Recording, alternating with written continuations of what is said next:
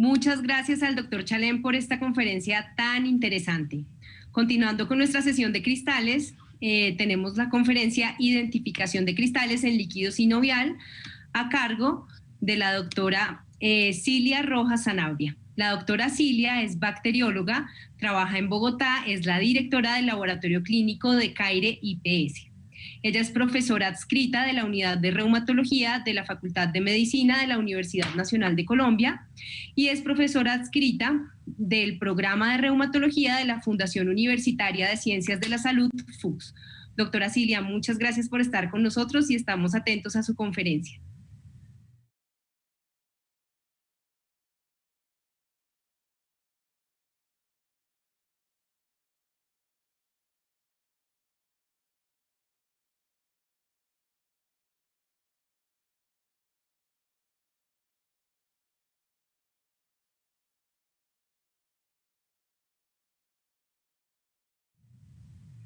Buenas tardes, muchas gracias doctora Ana María por la presentación y quiero aprovechar estos minutos para hablar algunos aspectos relacionados no solamente con la identificación de cristales en el líquido y relaciones que podemos encontrar en el líquido sinovial.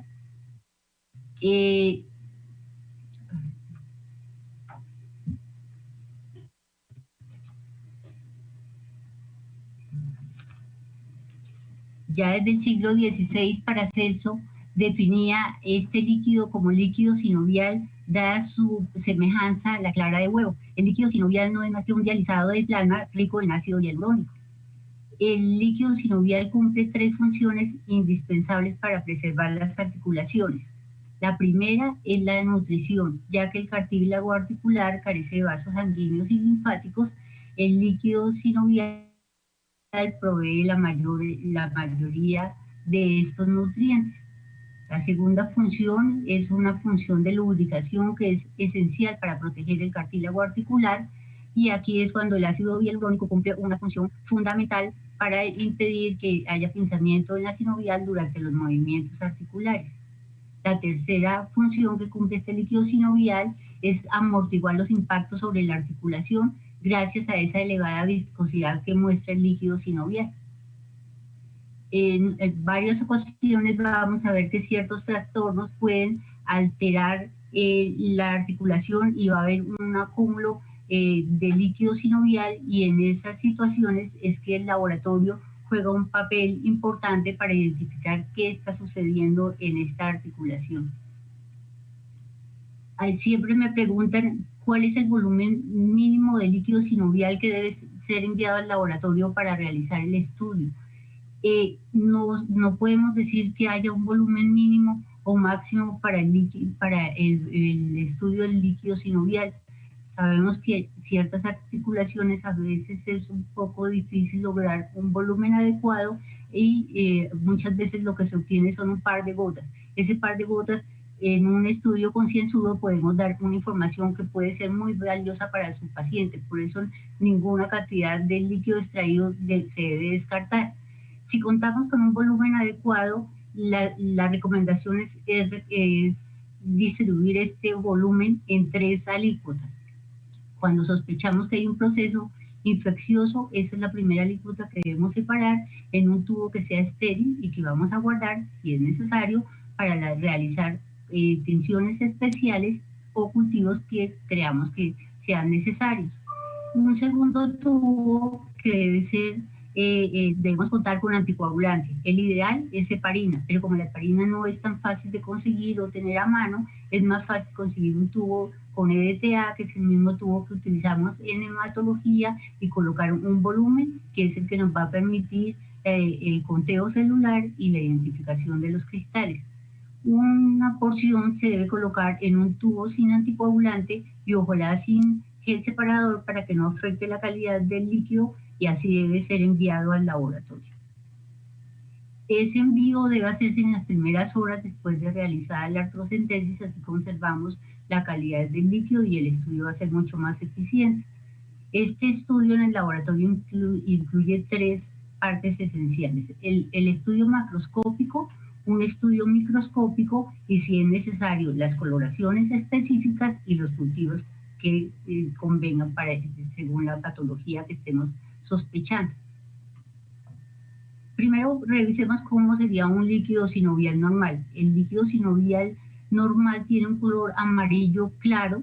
Se dice que uno puede ver a través del líquido porque es un aspecto claro y transparente. Siempre que hay turbidez sabemos que hay un proceso inflamatorio en esa articulación. Y la otra es una alta viscosidad, por eso se asemeja a la viscosidad que presenta la clara de huevo. Esto lo podemos ver a través de la filancia, que es la capacidad que tienen estas sustancias mucoides de formar hilos y mantenerse. Cuando hay esos procesos inflamatorios, esta característica se pierde. El aspecto macroscópico es fundamental. Esto lo debe hacer el médico en el momento de realizar la artrocentesis y eso le va a dar una guía muy fuerte sobre lo que está sucediendo en esa articulación. Vamos a tener en el líquido sinovial normal un líquido amarillo, claro, transparente, mientras que si tenemos un proceso inflamatorio, ya sea por cristales o por otra patología, vamos a tener un líquido turbio, incluso a veces blanquecino por la presencia de ciertos cristales, o en ocasiones líquidos muy hemorrágicos, puede ser por traumatismos severos o por ciertas patologías. Esta medición de la viscosidad la hacemos entonces dejando caer unas gotas de ese líquido que tenemos sobre un tubo de vidrio y vemos qué tanto permanece esta hebra que forma por su viscosidad. El volumen del líquido en una articulación normal, pues sabemos que podemos obtener volúmenes muy pequeños, alrededor de 3 mililitros, pero cuando tenemos estos procesos inflamatorios vamos a tener grandes cantidades de líquido sinovial. El médico debería reportar en el momento de la artrocentesis el volumen que se obtuvo. El pH del líquido sinovial normal varía entre 7,3 a 7,6. Cuando tenemos un proceso inflamatorio séptico, este pH disminuye considerablemente. Luego entramos a hacer el estudio químico, que es donde vamos a analizar dos analitos especialmente, el contenido de proteínas totales y la determinación de los niveles de glucosa. Generalmente el contenido de proteínas en el líquido sinovial oscila más o menos entre el 25% del contenido total de las proteínas plasmáticas. En los líquidos inflamatorios vamos a ver un aumento considerable de estas proteínas.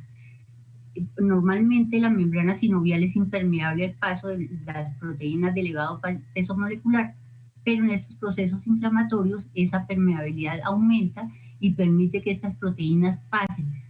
Pueden pasar algunas proteínas como el fibrinógeno y eso es lo que provoca que el líquido se coagule. Un líquido normal no coagula, pero cuando estamos ante estos procesos inflamatorios, este líquido tiende a coagularse. Por eso también es necesario que el envío al laboratorio sea muy rápido para evitar que se coagule y por eso también se debe colocar una parte con anticoagulante para preservar las condiciones de ese líquido.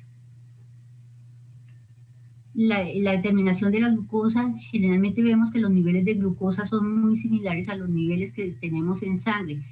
Cuando se disminuye es debido a procesos inflamatorios y sobre todo y cuando estamos sospechando algún proceso infeccioso vemos que esos niveles de glucosa descienden considerablemente, incluso vamos a tener niveles inferiores a 40 miligramos por decilitro. Lo ideal sería poderla comparar con los niveles en sangre para saber qué tanto han disminuido esos valores de glucosa. Luego viene el examen microscópico. Empezamos con un recuento celular que también nos ayuda a clasificar si es un líquido inflamatorio o séptico. Este recuento generalmente lo hacemos en forma manual, ya que por la viscosidad del líquido, al ponerla en algún equipo automatizado, causa alguna dificultad. Por eso lo hacemos manual, diluyendo el líquido sinovial en solución salina normal y haciendo el recuento manual en una cámara de NeoAuer. Luego hacemos una tinción para colorear con colorante de Roy y poder hacer la diferenciación entre polimorfos nucleares y mononucleares. una tercera parte vamos a colocar una gota entre lámina y laminilla para identificar qué elementos vamos a observar en ese líquido sinovial. Vamos a ver la presencia de células, vamos a ver la presencia de cristales si es que los hay, y en algunas ocasiones vamos a ver unas células muy peculiares que se denominan ragocitos. Estos ragocitos no son más que polimorfos nucleares o monocitos que tienen unas inclusiones citoplasmáticas que contienen inmunoglobulinas, factor reumatoide o fibrina. Se observan en diferentes patologías, pero no son características de ninguna de ellas. Hay algunos estudios adicionales que a veces algunos médicos solicitan, como de pronto realizar la determinación de factor reumatoide o complementos o antinucleares, o incluso determinación de niveles de inmunoglobulinas en este líquido sinovial, pero esto en realidad no tiene ningún valor diagnóstico. Estas técnicas no están estandarizadas para realizar en este tipo de líquidos y no tendríamos tampoco un valor de referencia, y dada la consistencia del líquido sinovial es un poco difícil realizar. Este cuadro nos muestra, nos está comparando lo que es un líquido normal, un líquido inflamatorio, un líquido séptico y un líquido traumático. Podemos ver cómo varía este líquido de acuerdo a la patología que está ocurriendo en esta articulación. Tenemos que el líquido sinovial normal tiene un aspecto claro, y si tenemos un líquido inflamatorio séptico, vamos a ver que ese líquido se torna turbio. El recuento de leucocitos en el líquido sinovial normal no supera los 200 leucocitos por milímetro, mientras que si es un líquido inflamatorio vamos a tener recuentos incluso hasta de 50.000 leucocitos por milímetro. En los líquidos sépticos este recuento supera los 50.000 a 90.000 leucocitos más o menos por milímetro cúbico. En el líquido traumático vamos a ver recuentos un poco inferiores que pueden variar entre 10 y 20.000 leucocitos por milímetro. Al hacer el recuento diferencial, en el líquido sinovial vamos a ver que hay predominio de mononucleares sobre los polimorfos nucleares, pero en los líquidos inflamatorios y sobre todo en el séptico vamos a ver un predominio de polimorfos nucleares. Los niveles de glucosa, como ya les dije, en el líquido sinovial normal son similares a lo que observamos en los niveles sanguíneos, pero en el líquido séptico sobre todo vamos a ver niveles inferiores a 40 miligramos por decilitro. El recuento del volumen de proteínas en este líquido sinovial normal es alrededor de 2 gramos por decilitro, pero en los líquidos inflamatorios vamos a ver que pueden llegar incluso a los 5 gramos por decilitro. En el líquido traumático incluso podemos ver unas concentraciones un poco superiores, llegando hasta 6 gramos por decilitro. La viscosidad del líquido sinovial es muy buena, pero en estos líquidos inflamatorios y sépticos vamos a ver que esta viscosidad disminuye notablemente. Ya los estudios microbiológicos pues depende ya del recuento celular o de las características macroscópicas del líquido para decidir si es necesario realizar coloraciones y cultivos, pues depende de la sospecha clínica que haya en ese momento, pero se puede en realidad desde ahí que haya que separar desde el inicio este volumen en un tubo estéril para que nos permita hacer este estudio microbiológico. Y ya para finalizar es la identificación de los cristales. Lo podemos hacer conociendo la morfología de estos cristales con un microscopio de luz ordinaria, pero si contamos con luz polarizada, esto nos va a facilitar su identificación y va a ser mucho más fácil definir qué tipo de cristal encontramos en este líquido sinovial. Lo que utilizamos es un polarizador que lo que hace es filtrar la luz, dejando solo pasar aquella luz que está en un solo plano. Luego, con la ayuda de otro segundo polarizador o analizador que está ubicado sobre el primer filtro, lo que va a hacer es orientar esta luz de manera perpendicular, haciendo que esa luz sea bloqueada y que al observar por el ocular lo que veamos es un fondo oscuro, y sobre ese fondo oscuro podemos visualizar los cristales. Pero contamos además con un compensador rojo que tiene una longitud de onda de 500 nanómetros. Ese compensador lo que hace es cambiar ese fondo oscuro por un fondo rojo donde nos va a permitir identificar mucho mejor estos cristales. Ya con esto podemos clasificar los cristales de acuerdo a su comportamiento como elongación positiva. Si al incidir la luz en forma paralela sobre el cristal se ve azul, decimos que tiene una elongación positiva. Si el cristal se orienta en forma paralela al compensador y se ve amarillo, decimos que tiene una elongación negativa.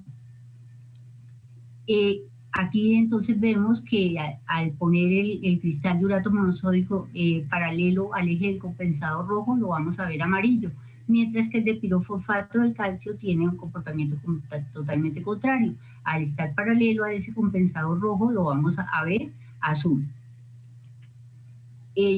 Vamos a definir algunos de estos cristales, su comportamiento, su morfología y el tamaño más o menos de cada uno de estos cristales. Especialmente el cristal de urato monosódico. Estos cristales son los que con mayor frecuencia encontramos y los definimos como urato monosódico porque el ácido úrico se precipita en forma de sal, por eso decimos cristales de urato monosódico. Estos cristales tienen una forma muy característica de unas agujas muy grandes, muestran una fuerte birrefringencia, por lo que son muy fáciles de identificar, incluso con luz ordinaria. Su comportamiento se define como una elongación negativa y su tamaño puede variar entre 3 a 40 micras.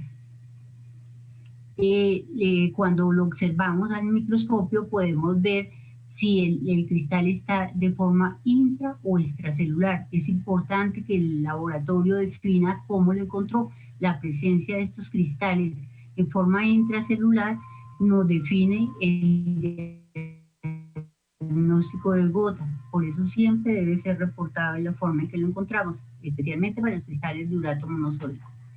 Los vemos entonces parcialmente digeridos por el polimorfo nuclear, pero eso no afecta su morfología. A veces no lo vemos en forma completa y podría confundirse un poco con un cristal de pirofosfato de calcio. Generalmente, no generalmente, pero en algunas ocasiones lo podemos ver estos cristales de urato monosódico junto con otros cristales, como son los cristales de colesterol y los cristales de lípidos. Cuando tenemos aspirados de tofos, vamos a ver un gran acúmulo de estos cristales. Son unos cristales muy abundantes y muy grandes. Los cristales de pirofosfato de calcio también los podemos observar con esta luz polarizada, aunque tienen y muestran una débil birrefringencia, y a veces es más fácil identificarlos con una luz ordinaria. Bajando bastante el condensador nos permite identificarlos. Son unos cristales mucho más pequeños, su tamaño varía de 2 a 20 micras y tienen formas muy irregulares. Pueden ser unos bastones cortos, pueden ser rectángulos o cuadrados muy pequeñitos y tienen una elongación positiva. Podemos también identificar cristales de hidroxiapatita de calcio. Estos cristales son un poco más complejos su identificación porque no son birrefringentes. Para identificarlos necesitamos teñirlos con un colorante que se denomina rojo de alizarina. Al observarlos al microscopio electrónico vemos que tienen formas de agujas o de bastones. A simple vista no los podemos observar. Como les decía, a veces podemos ver cristales de colesterol ya sea solos o acompañados de los cristales de urato monosódico. Estos son unos cristales muy grandes en forma de cuadrados y tienen una característica muy especial, y es que en una de sus esquinas muestran una muesca.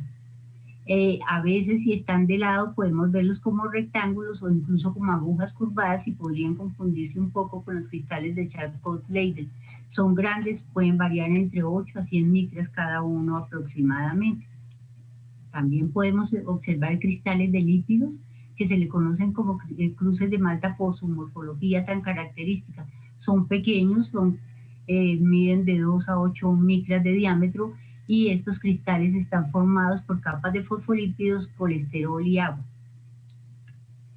Podemos también en estos líquidos observar cristales de oxalato de calcio. Son de una morfología muy peculiar, siempre los observamos, son parecidos a lo que observamos en las orinas. Su tamaño varía de 5 a 30 micras y muestran una muy fuerte luz refringencia.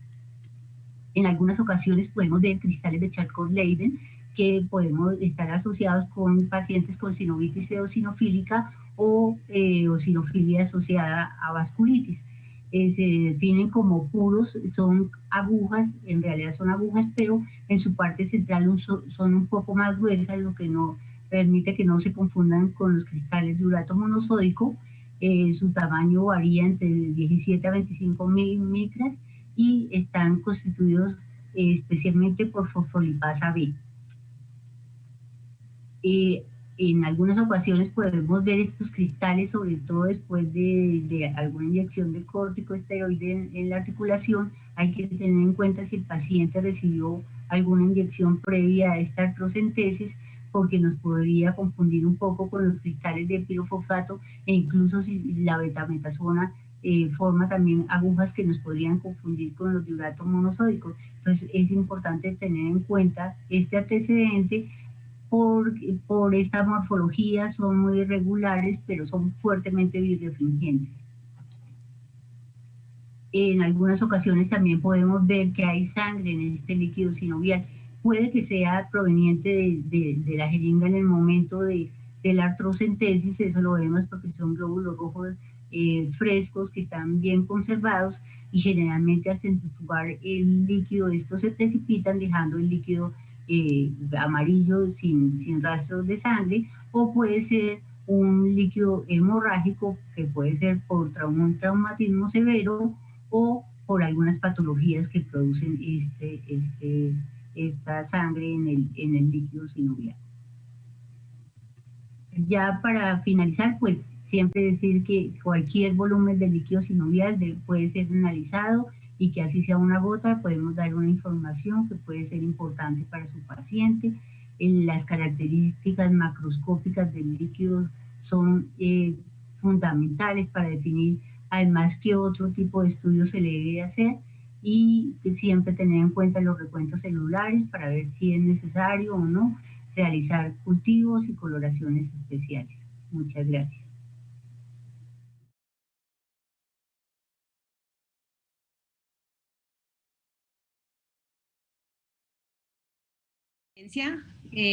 Muy interesante.